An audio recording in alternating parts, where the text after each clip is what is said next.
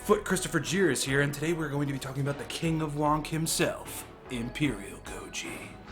Let's get started.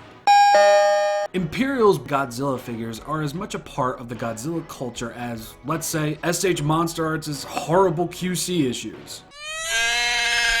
Often found in sizes that range from Bandai to Marmot to this, these figures can be found across the God-given gift that is eBay. Though as a kid, they used to be all over the place. From toy stores to department stores to even clothes stores. Even as a kid I had one of these things. Despite it being lost to time and who knows what, I just had to reintroduce this lovely little blob into my collection. And here it is, his Namasko.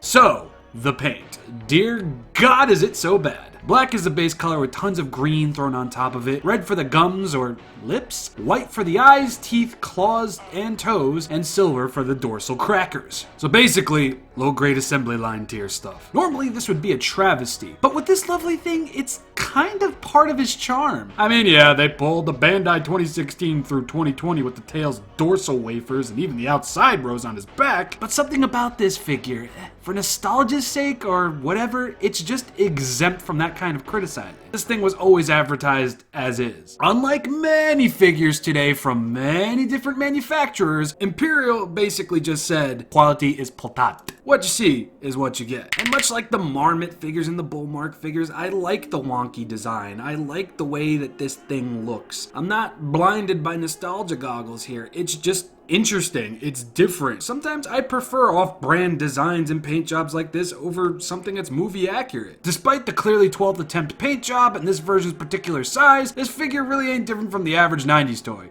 His arms move, as does his legs, and his tail. No head. You'll see mold lines on the arms, legs, and even a little bit on the back. The paint may wear and tear depending on what you're doing with this thing, but aside from that, he's built like a stone.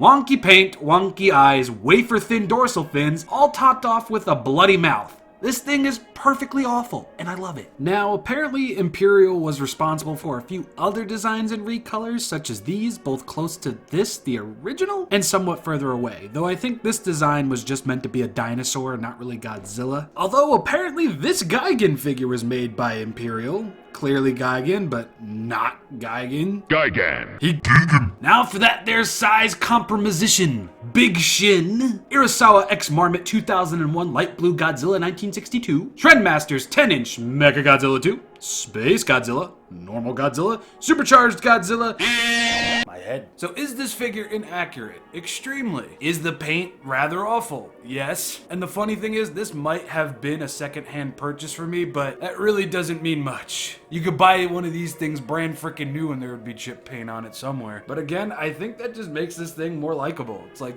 yeah, it's gonna be bad, but who cares? You're buying it because it's bad. Or because you don't have one. It feels good to have one of these in my collection again, and I'm kind of tempted to get the other sizes just so I can pose them all together in all of their goofy glory. And you know, I'm only noticing this now, but I see a line on the bottom jaw of this thing, which was probably meant to be where the red paint should be.